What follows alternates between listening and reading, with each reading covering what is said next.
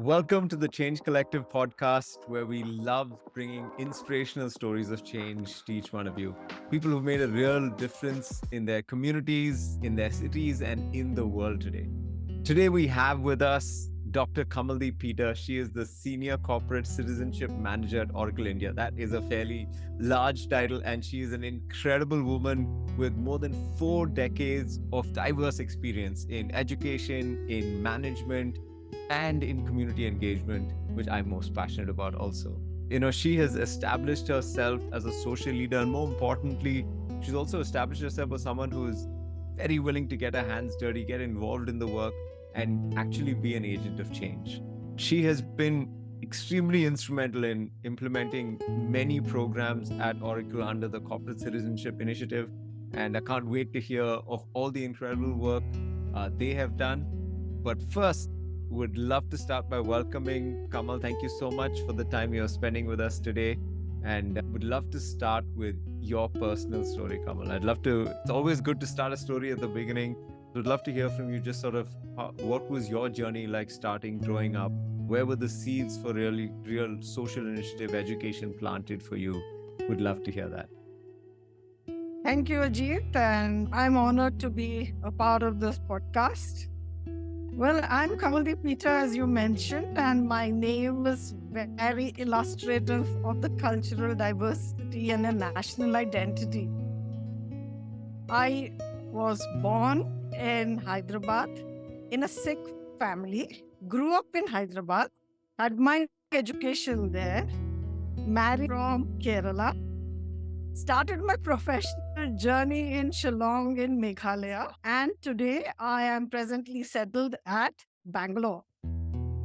And this actually has given me a cognitive flexibility and a depth and an integrativeness of thought. And I can actually naturally connect and make deep bonds with people from various cultures with acceptance of their lifestyles, their perspective. And I must tell you, I'm so terribly proud of this fact. And there's some humor attached to my name, Kamal Deep Peter. Very often, there is a mistaken gender.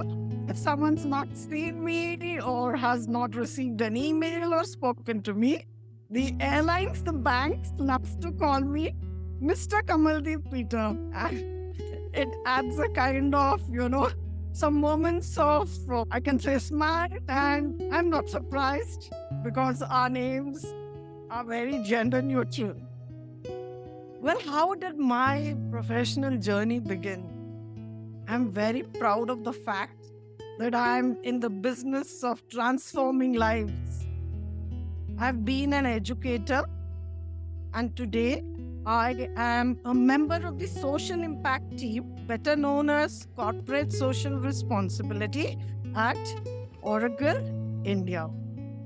No one can be further privileged because when you are in the business of changing lives, every individual, their uniqueness, and helping them to blossom their potential is so important. This job of mine actually gives me an opportunity to convert my good intentions into good action. And how blessed I would be, because I do recall my mom says, it's good to be blessed, but it is still better to be a blessing in someone's life. And then you're working with people and for the people. The impact to get visible may take time, but then we are supporting actors and characters in the life of someone who's scripting their main story and the journey of their life. So how do my colleagues, think of me or associate with me? They call me a very open-minded person, very teachable, and of course, someone who has strong mixed generation managerial skills. And this makes me even more motivated and teachable to keep learning, because every day life gives you a new opportunity, a new situation, and a new learning. Nice. That's beautiful. I love that. Mixed generational management skills. I think the first time I've heard that, Kamal. I think that's beautiful. I think sometimes, when you've been 4 decades into a journey, when you look back, for you personally, what are some of the threads you see in your journey from, education to management to now being in the social space? It's something very dynamic, greatly, influenced by generational attitudes and generational preferences. It's a place where there is constant, scope of continued creative, innovative service. You may come back with a feeling that, yes, I did well here. I trained a group of teachers. My teachers are going to be, agents of change, because every empowered teacher is the biggest resource I feel a nation needs. And I think the COVID taught us this. You can never undermine the importance of school education. And I feel at that time, online education is actually a poor substitute, especially in K 12 education, because you need to create that emotional bonding between people, because digitalization comes to make life easier, make quicker connections, but the deeper connections come by the one-to-one, the human contact. So in education, human contact is important. In social impact, where you are giving your time and lending your ear to hear to someone whose situation and challenges are very specific, very different to the others, you can't use a tailor-made approach. You need to see how different are the requirements to address the situation of a particular person who has reached out to me. So you gotta be an excellent listener, astute listener, a very keen observer, very non-judgmental in education and in CSR, and someone who is open to actually give that feeling of trust and faith that, yes, we are here to see that you are at a better place, but together we need patience in this journey, because in the times of instant gratification, people are looking for immediate results. But education space, CSR space has taught me the importance of perseverance, patience, building trust and faith. Absolutely. I think both spaces are the long game. They're like in education, nothing is overnight. You can really break a cycle of poverty in one generation when you think of the power of what education and social impact has. Absolutely love that. Just focusing a bit more on the social impact side of things, Kamal, when you think of Oracle, the work you're doing there, what really for y'all is the focus of the CSR program? What are the things y'all want to achieve? Where do y'all want to move the needle forward? Sure, the focus of Oracle is to support every non-profit, non-governmental organization, social impact organization, a bigger umbrella term today, who's actually working to provide solutions to world's problems or to the problems humanity faces. And something very good about Oracle's approach to philanthropy is we bring the same solution-oriented approach that fuels our business to actually drive philanthropy in the world. The word solution approach means we are pretty steadfast in our commitments to bring about a positive change. We have some important focus areas. We want to advance education. We want to strengthen our communities, and we want to conserve the environment. And when I say advance education or conserve our environment or strengthen communities, we are ready to address issues from inequity in education to food insecurities and also the vulnerabilities we see in community life. We are happy to support, non-profits that actually build the technological fluency, the digital fluency among our young generation so that they become thinkers, innovators, future leaders, and are able to actually design solutions, offer solutions which can solve the problems of the earth. Humanity has lot many challenges, and I think COVID was litmus test for it. Even things like vaccination drives, when you had to conduct the kind of databases we needed, the kind of cohesiveness in approach between various stakeholders. So we realize technology plays a very important role. So the NGOs, who work with us for future oriented, can offer future oriented, kind of solution training to the children.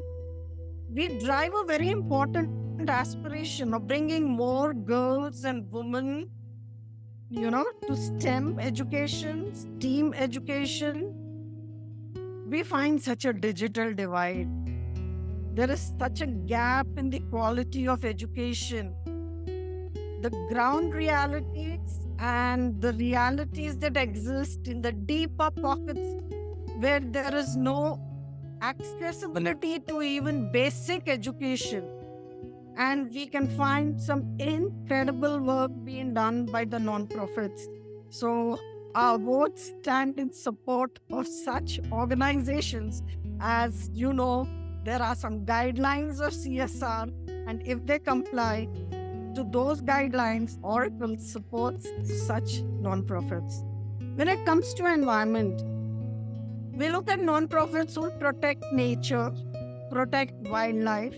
They'll create and connect, between the younger generation or the generations to the natural surrounding and infuse that confidence into every individual that you can become an earth citizen by simple local actions and certain behavioral changes.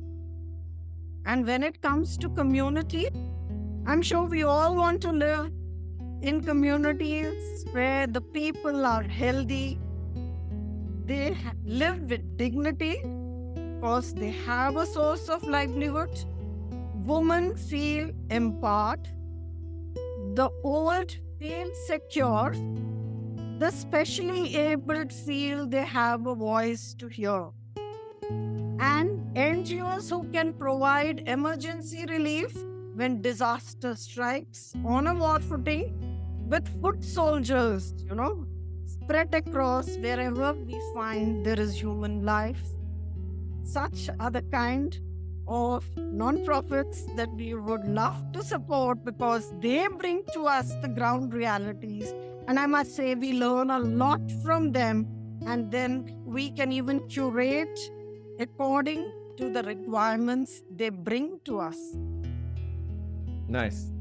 Absolutely agree with that. I think when you think of education, environment, communities, there's really three pillars of not just our society, but also the world we live in today, right?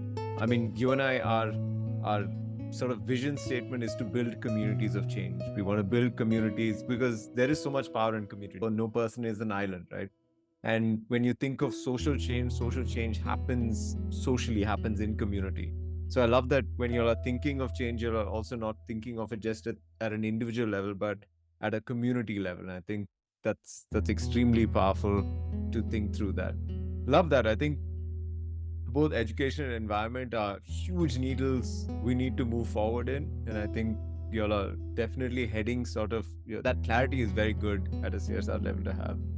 I think the other half of the CSR universe that you all look at is volunteering, right? It's active citizenship. It's how can we be better humans, better citizens, better employees at Oracle? How are we giving back to society?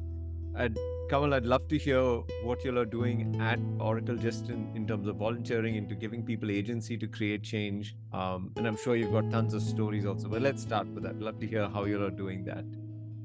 Yeah. To me, volunteers are the instant chronicles of history. They are at the intersection of a time and place, and they are actually the social warriors who can build a healthy ecosystem of social change which is viable and sustainable. We actually are so proud of our employees who make time to volunteer, and sometimes I think they actually smash sixes and fours, and they are at the boundary, and we are always delighted at the results they bring home after an engagement in the community. We have a very robust, I must say, well structured volunteering program, and it offers an opportunity to our employees who are multi generational, and it's a very democratic process. It's vision driven towards achieving a mission, and it serves passions, the individual interests of an employee. Any employee, as per their desire, interest, skill set, local needs, family situations, has come across a non-profit who is actually doing some tremendous value-driven work, and the employee wants to engage with that NGO, make them more visible. In our volunteer management systems, they can make a request for the NGO to be approved. And of course, like all companies, and which is very important, we have a set of guidelines. And then they, are free to raise a project, which again goes through an approval process. And as I said, we have a very good digital platform, and it's been very responsive to the need of a volunteering system change during the pandemic, when all of us were asked to stay in our safe, secure social bubbles and not move out onto the ground, keeping the larger interest of the community in mind. It was also at the same time we felt the needs of humanity were the maximum, and then completely in-person on-ground process did not take more than 2 months for us to make it virtual.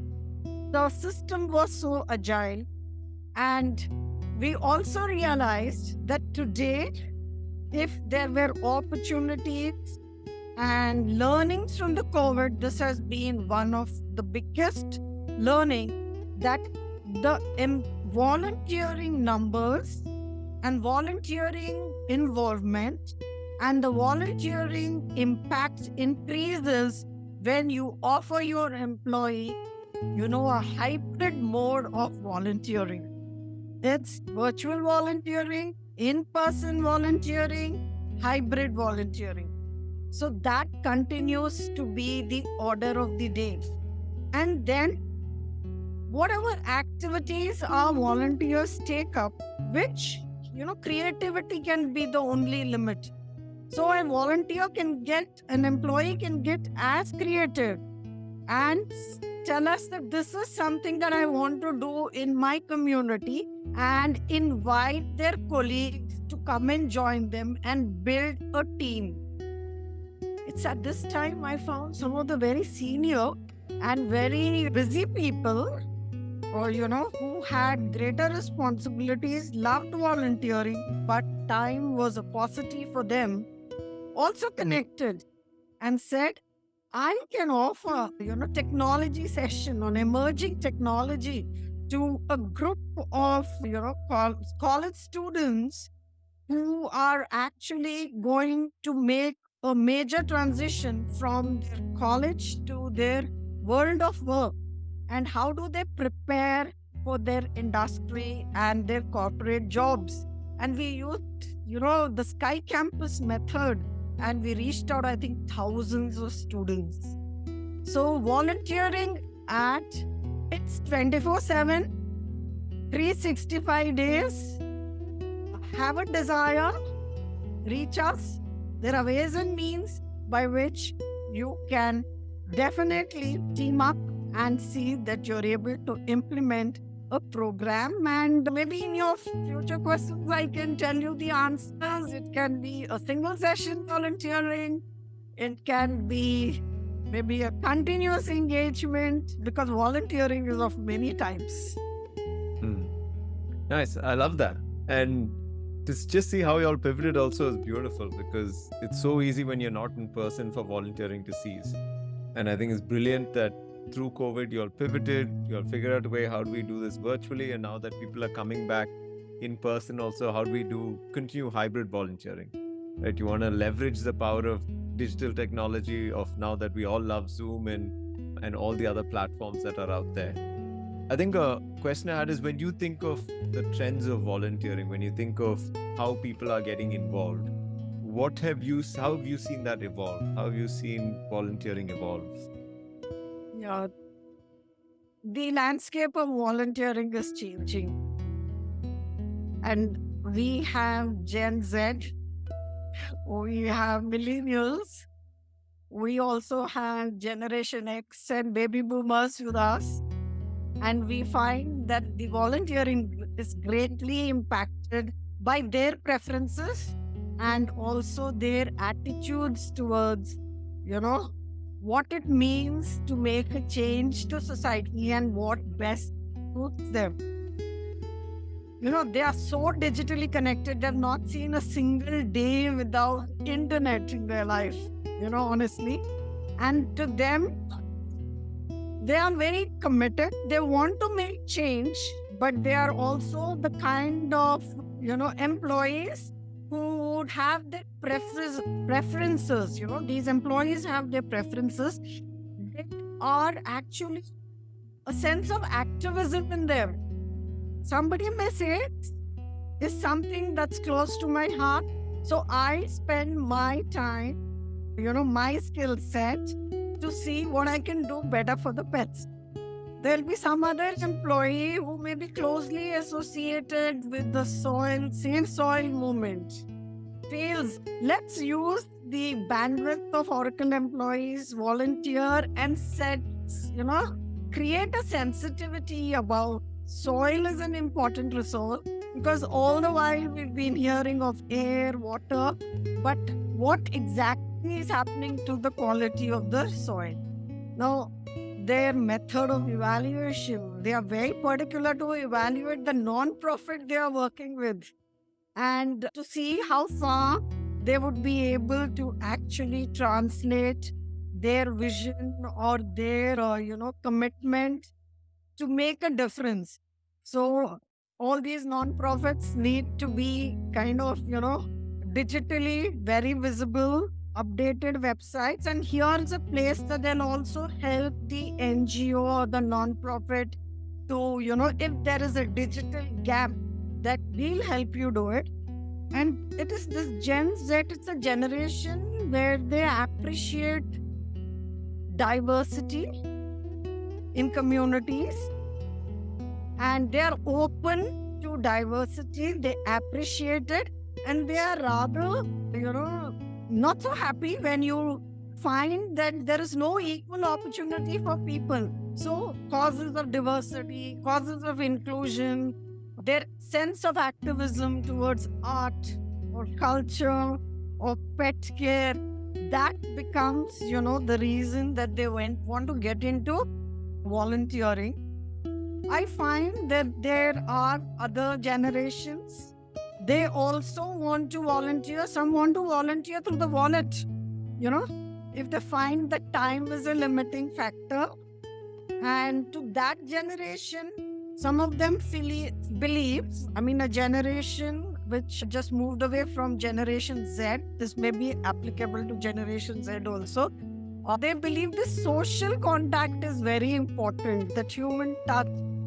And those of us who have gone through child rearing, bringing up kids, we believe that we can do a good job helping the teacher community to help in adult education classes, women empowerment. The mode of communication for some of them would be better through an email or describing about the non-profit rather than them doing the research on which non-profit to associate. So this is one thing I did see. Flexibility is another thing that's changing the type of volunteering.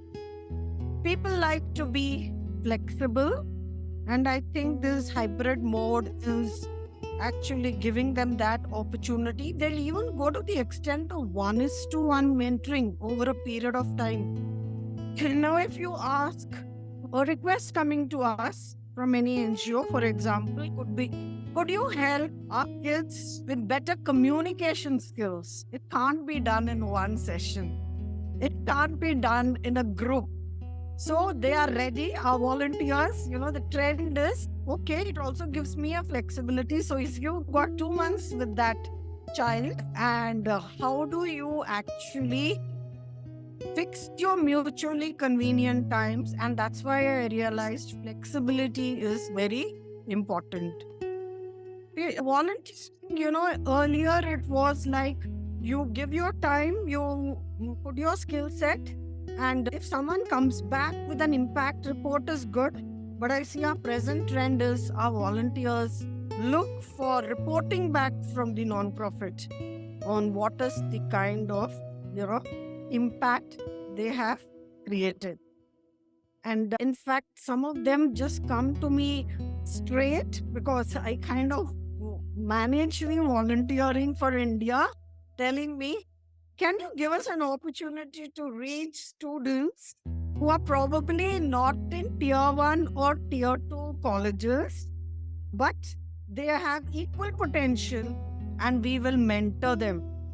And it's a great feeling, And then they'll do everything from a mock interview to help them write their resume, to, handhold them, and to see that they have taken them, higher to from, taken them ahead in their confidence levels to take up whatever, our world of work offers.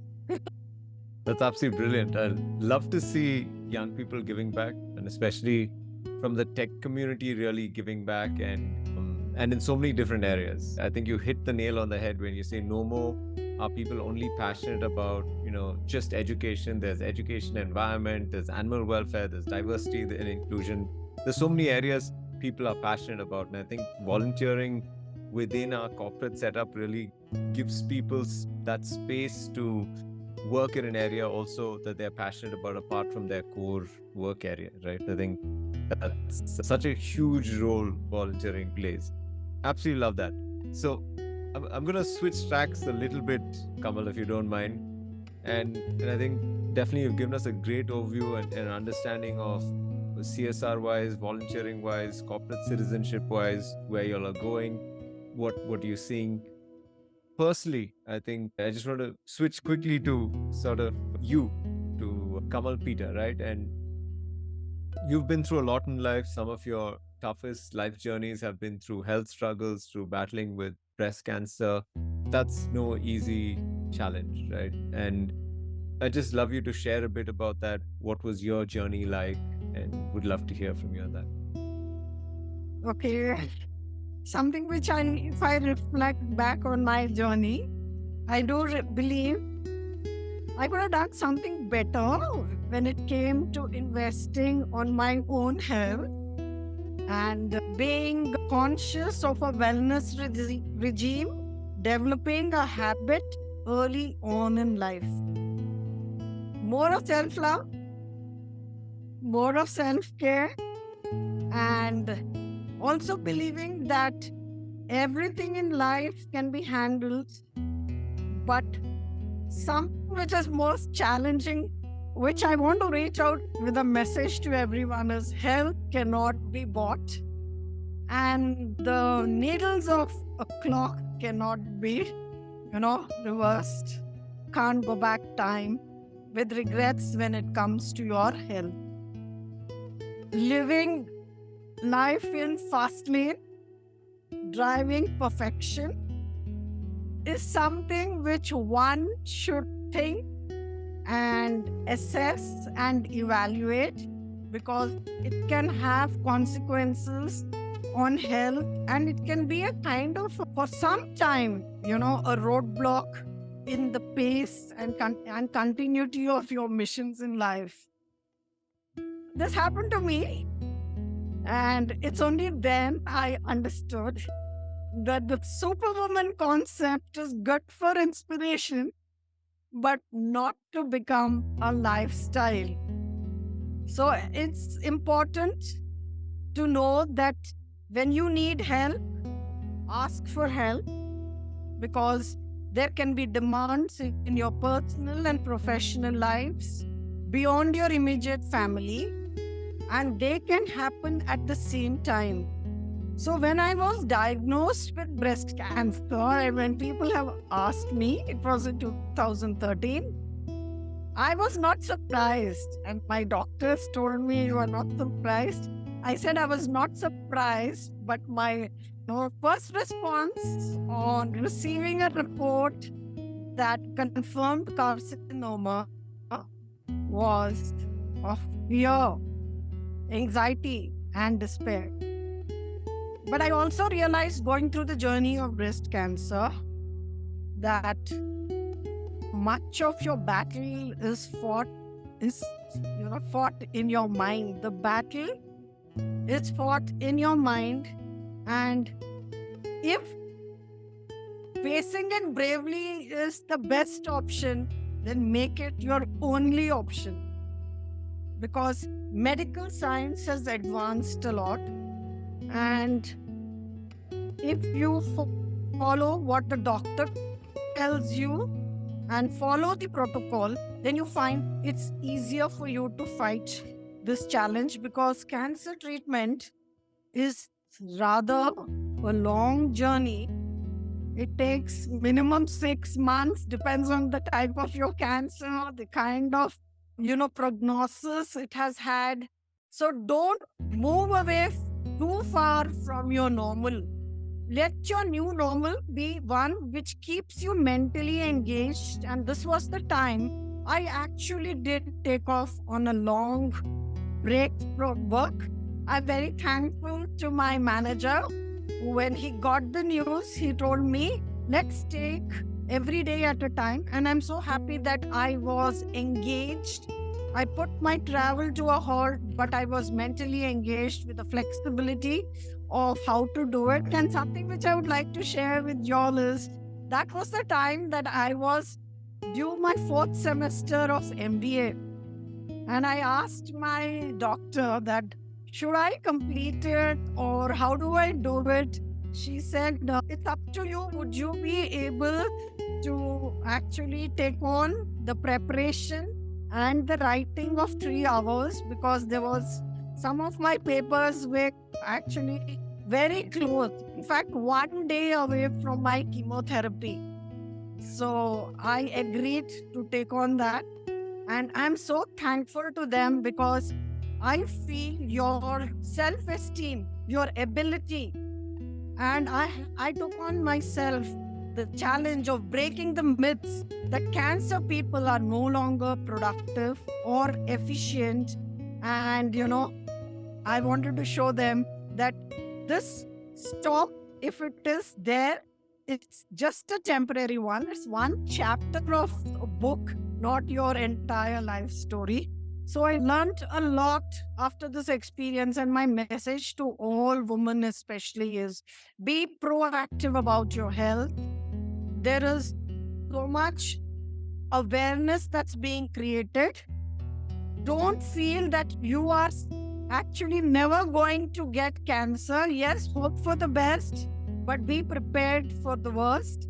So attend these sessions. There are from the age of 40, one should never miss their annual test. At a young age, and more number of women are getting diagnosed with breast cancer.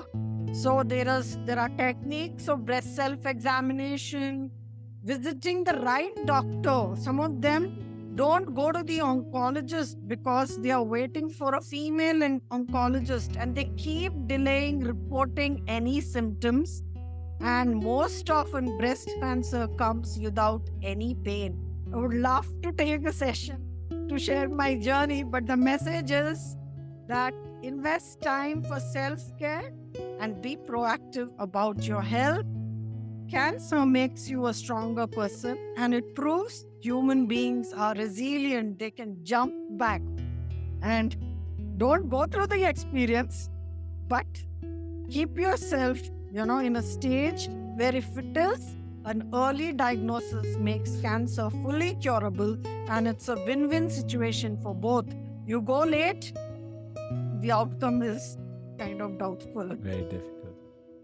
Oh my gosh. Thank you so much for sharing, Kamal. I think really appreciate that. Just being open and vulnerable. Can I ask one question? When you think back to your journey through cancer, what were some of the key things that helped you? And I'm sure, like you said, there would have been days of stress, anxiety, tears, pain. What were some of the key things that helped you through that journey? I think one is family support. It's very important during your cancer treatment. But there is a greater message I have for a person who goes through the treatment, that you have to take the onus of fighting it on yourself, because sometimes you can be in a crowd and still feel lonely. So I got a little, moments of despair, especially when there was a complete hair loss. And that's the time I started questioning myself on the importance of a cosmetic look, and whether that was the only defining feature of me. Kamal is beyond her hair loss and beyond the limited period of time of maybe intense pain, which are the side reactions of the treatment. The other thing, another beautiful thing that happened in my life was I never shied away from sharing the fact that I'm diagnosed with cancer. There are so many myths. People are so hush about the disease. In fact, it was during my treatment, I helped my doctors to start an emotional support group. Because one day when I was having my radiations, I remember my oncologist called me, my radiation oncologist, and she said, before you get into the radiation chamber, I have a small little task for you. Go to the chemotherapy ward. There is a family who is unable to actually understand how to handle their, the member of their family who's going through in chemotherapy. Can you go and talk to her? I remember I walked up to her and she looked at me and she said, and she was in a high post in one of the public institutions. She said, oh, you also went through this. Oh, you also don't have hair. I think, I don't know what is associated with loss of hair, but I think it's been an evolutionary trend that, and also a cultural belief in India that long tresses, make you look more beautiful. And otherwise, the stare can be so invasive of your privacy and self-esteem when they see a woman without hair, So I said, I went through everything. I am now in my radiation stage. You will be fine. I could see the family outside, pretty emotional, in fact, with tears. When I got back, I got a call from their home and they said, mom's feeling much better. The husband said, my wife is feeling better. I realized the importance that reaching out at this time. And from then, my tagline is, no one should fight cancer alone. It's a That is period, beautiful. right, Yeah. where we need to stand with each other and infuse the confidence. So that's my learning. And I think that it's quite a part of me today when I reach out beyond cancer. Struggles of life should be shared, not just the joys. No one should go through this alone. Absolutely agree. One of our core values at you and I is in this together. And I think through the tough times is when we really need each other. And I think COVID showed that to a lot of us also, right? Thank you so much for sharing that, Kamal. I think just inspirational and also very challenging, the reality of life. Just sort of looking forward a bit. When you think of, I think two parts to this question. For you personally, when you think of your journey looking forward, what are you looking forward to? What are the things that you look forward to in this journey? And also professionally, right? When you think of Oracle, when you all think of all the exciting things you are doing back at Oracle with volunteering, what are some of the things you're looking forward to for the future of volunteering? So you can start with personal and then go to professional. Yeah. Well, retirement from my professional life is not in the offing, though I've spent 6 decades, but I feel the best of me has yet to come. Because at a personal front, from being a hands-on mom, now I'm just a mom on demand. So that gives me a lot of time to think how I can, invest intellectually, culturally, and maybe socially in the communities I live. Ikigai, the say is find a purpose in life, find something worthy. And Okinawa, the story from the beautiful bestseller, says, as long as you're connected to your community, you don't actually age much mentally, though your cells may be, in the biological aging stage. So, as I said, I want to devote more and more time. The important thing is, earlier when you were a student, it was education as per the prescribed norms. Go, finish your graduation, post graduation, take up your jobs. When you are at job, you have to learn. So that is like treadmill certifications, important. We need to learn. The world is so dynamic, especially the digital world. I think I want to be a serious student now at my own will, with some time where I believe what Socrates say, think that you know nothing, and start reading, writing, certifying yourself. And something which I felt, which I didn't do enough, which was always in the planning stage, was writing. I have a lot of, diaries at home with a lot of scribblings, which are very anecdotal. So I don't know whether I want to orally record them or I want to write them. I want to be a better storyteller. These are some of my personal plans, and I want to be, with all the experience I have, I would love to be in the think tank.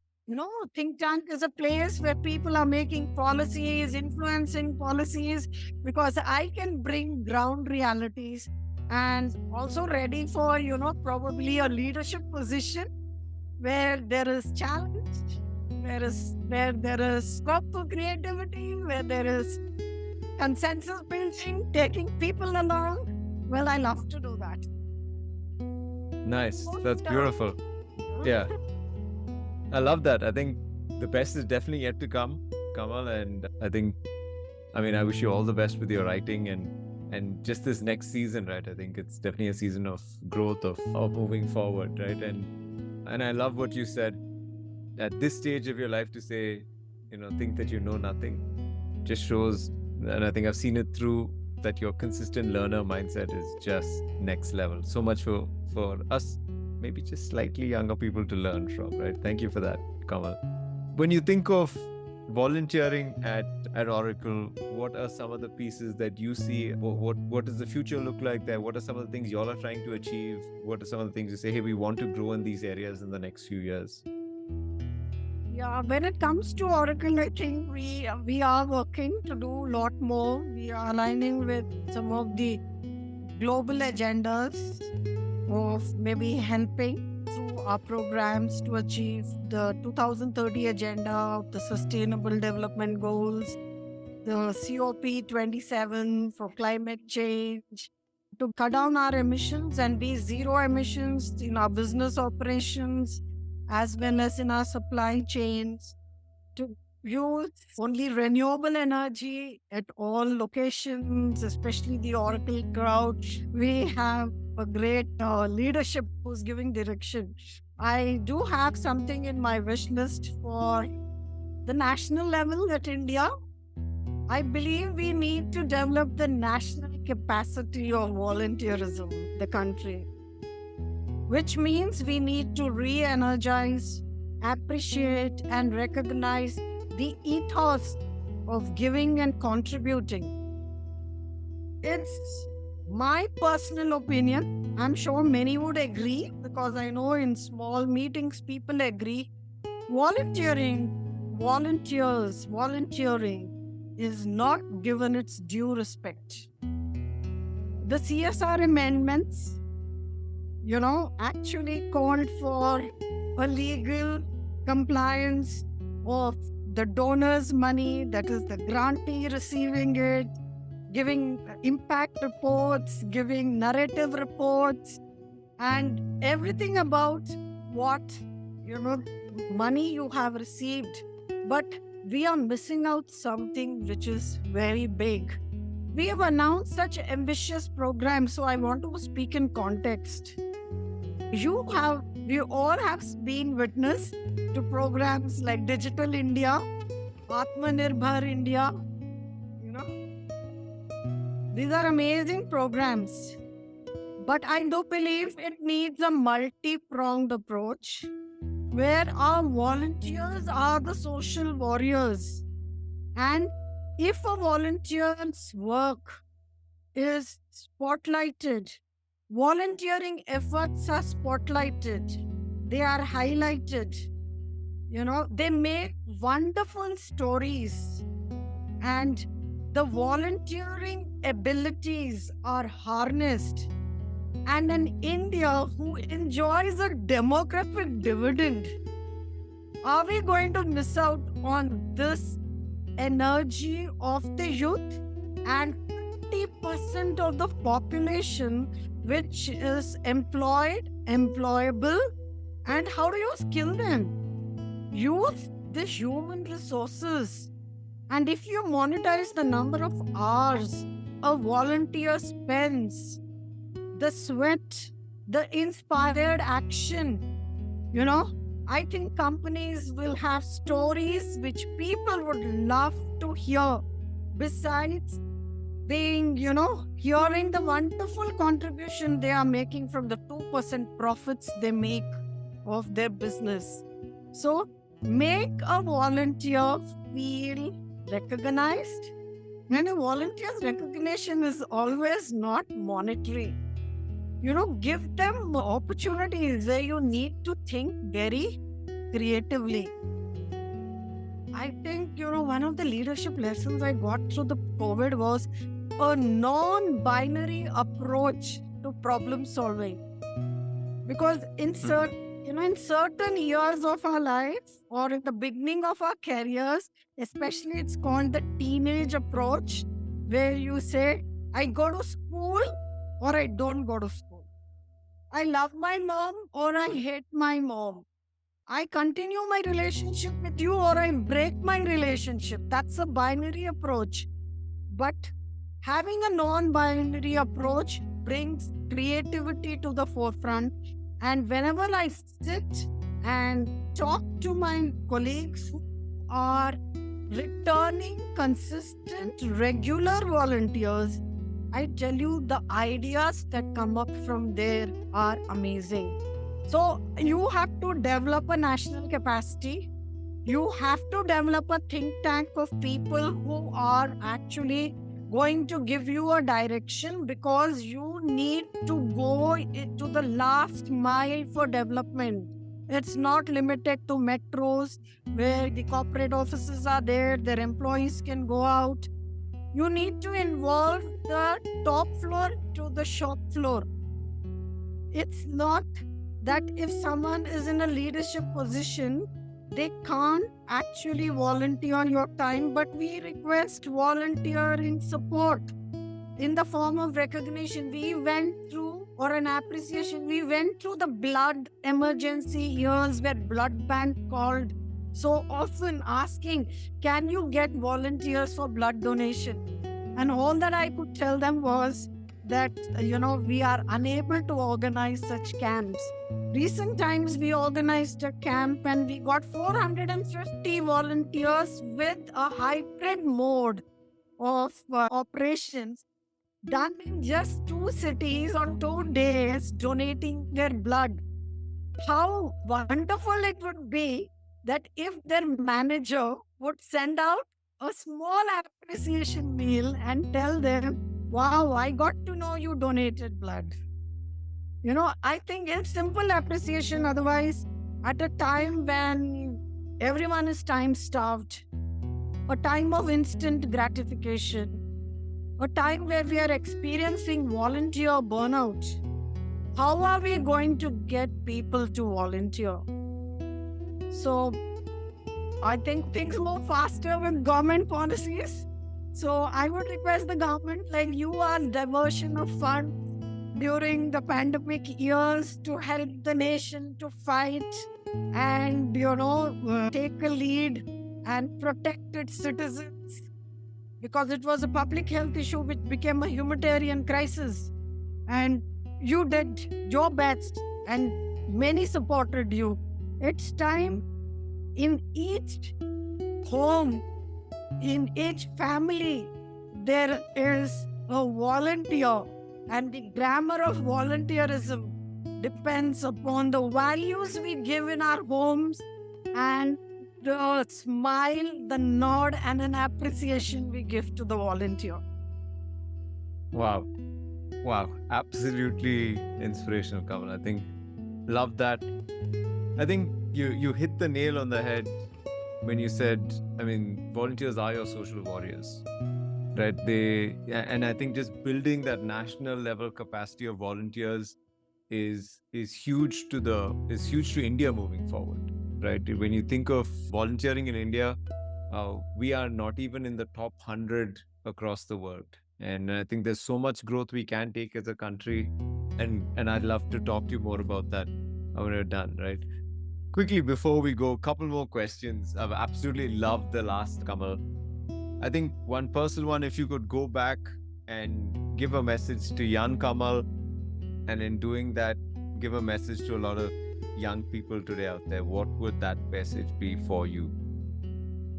Yes. I think looking back and reviewing the past years is a privilege we have as we age. And there are so many messages, no regrets, but better choices.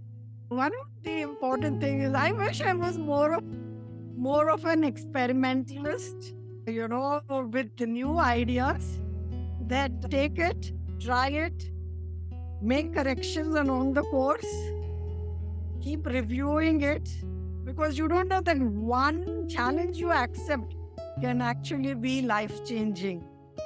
So be open to taking risks.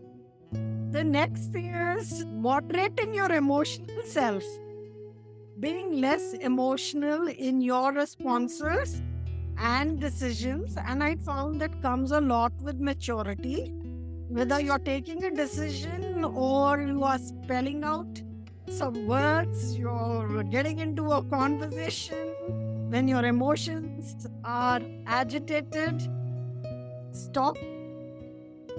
This is something that I would like to say: have a better control on your emotions. The 20s are good years for skill building as diverse rather than your academic, scores. The more diverse and the bigger stack of skills you have, you will do better in life. And it's important to have certain very important life skills. Life doesn't come with an instruction manual, and hearing your experience, the elderly, whether you accept it or no, I think would be a sage decision. Listen out to experience, because the world is the biggest classroom and experience is your university. Another thing, as I told you when I shared my cancer journey, is invest time on yourself, build your exercise regime, maintaining an ability to maintain calm in the face of adversity early on in life. Many times we do it, and don't postpone things thinking there is a tomorrow, because time flies, situations change. And I must say, I missed out on a very important thing which would have probably made a difference in my career. Is I met very inspirational people, each one of them, who really left deep impressions on me, but I never networked. I didn't keep the continuity of conversation, meeting them, seeking advice, whereas I feel networking is important. Hard work is good.